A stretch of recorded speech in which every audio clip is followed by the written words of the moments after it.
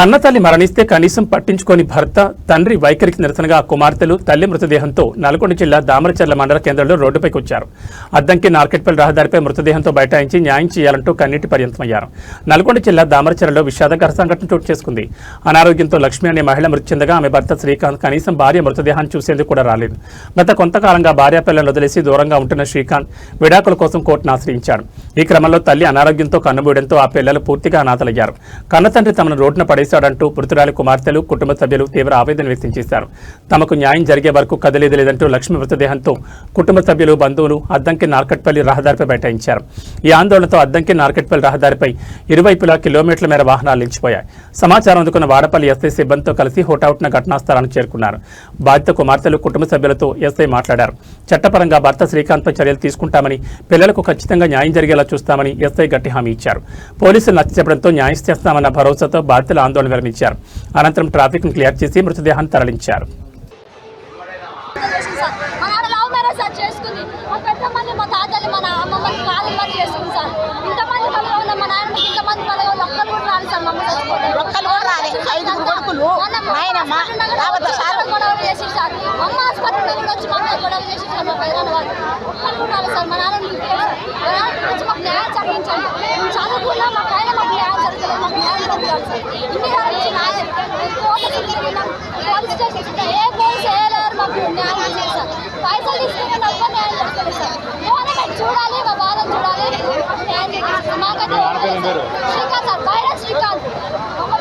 లక్ష్మి వాళ్ళ అమ్మ పేరు మా నాన్న వాళ్ళ అమ్మ పేరు బైర రత్నమ్మ, మా పిల్లల పేరు బైర బాలరాజు, కిరణ్, బాలగురుడు, విజయ్, వీళ్ళందరూ సార్. మా నాన్న పేరు శ్రీకాంత్ చేసి సార్. మా నాన్న గవర్నమెంట్ హాస్పిటల్ చేస్తారు సార్. మా నాన్న కూడా సార్ మా పిల్లలు కూడా గవర్నమెంట్ ఎంప్లాయీ సార్. ఇంటి తెచ్చి కూడా మా నాన్న ఇంట్లో చేస్తారు, ఇంట్లోనే చేస్తారు సార్.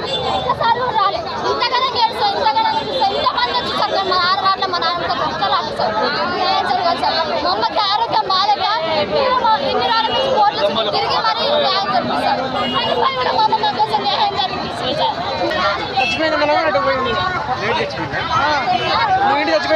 ఇంటికి పోయిండు. ఇప్పుడు వాళ్ళు చెన్నైలో ఉన్నారు, గుజరాత్ లో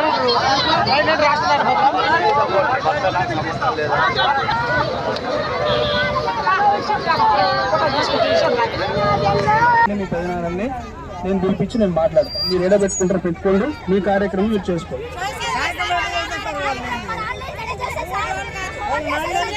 నేనేమంటున్నా, మీ కార్యక్రమం ప్రకారం మీరు ఏ విధంగా చేసుకుంటారో మీరు చేసుకోండి. ఎక్కడ వేయాలనుకుంటారో అక్కడ ఎక్కడ వద్దాం. మీరు ఆయన లేకుండా తప్పించుకొని పోయి ఎట్లా తీసుకొస్తారు? ఎన్ని రోజులు పెడదాం మరి అట్లా? నేనేమంటున్నా చెప్పేది వినవా? నేను వాళ్ళ అన్నయ్య ఇప్పుడు పిలిచి మాట్లాడుతుంటున్నా. నేను పోలీస్ స్టేషన్ పిలుచుకొని మాట్లాడుతూ ఇప్పుడు సరేనా? దొంగలని ఎంత పెద్ద పెద్ద నేరాలు చేసినప్పుడు పట్టుకుంటాం. కొన్నిసార్లు కుడియడం అవుతుంది, కొన్నిసార్లు వెనక ముందు అవుతుంది. అంతే, కొన్నిసార్లు పెద్ద వెనక ముందు అవుతుంది.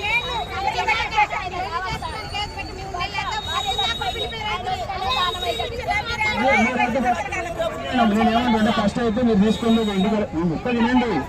నేను చెప్పేది వింటే చేయండి. అందరూ ఒకటి మాట్లాడితే కాదు. మీరు అందరూ ఒక్కరి సమాధానం చెప్పాలంటే చెప్పలేం. ఓపిక చెప్పే కానీ చెప్తే వినే కానీ వినండి. మీరు ఏడబెట్టుకుంటారో పెట్టుకోండి. మీరు అన్నట్టు వాళ్ళ అన్నోళ్ళని పిలిపిస్తా, వాళ్ళ మీ నాయనమ్మని పిలిపిస్తా, నేను పిలిపించి పోలీస్ స్టేషన్ పిలిపించి నేను మాట్లాడతా. వినండి. మీరు ఇష్టం వచ్చిన గొంతల కోరికలు కొడితే నడవమ్మా. మీరు ఒకటి అడగండి. నువ్వు ముందు నా వెనుకున్నా ఒక తీరుకుంటావా? ముసలాంగడి కోసం ఎవరో ఒక రాయ పేరు తీసుకొని కొడితే కూడా అవ్వాలా? అందరు నీ లెక్క ఏముండరు, అందరు నా లెక్క ఏముండరు. నేను చెప్పే కానీ చెప్తున్నా. మీరు ఏడబెట్టుకుంటారో పెట్టుకోండి. వాళ్ళని పిలిపించి నేను మాట్లాడతా. మీ నాయనని ఎట్లా పిలిపి నీకు ఎంత టైట్ చేయాలో అన్ని విధాలుగా నేను చేస్తా. పిలిపి నీకు ఇంకెక్కడ ఉన్నా కూడా మీ ఊరు చెన్నైలో ఉన్నా చెన్నై కూడా పట్టుకొని తీసుకొని వస్తా.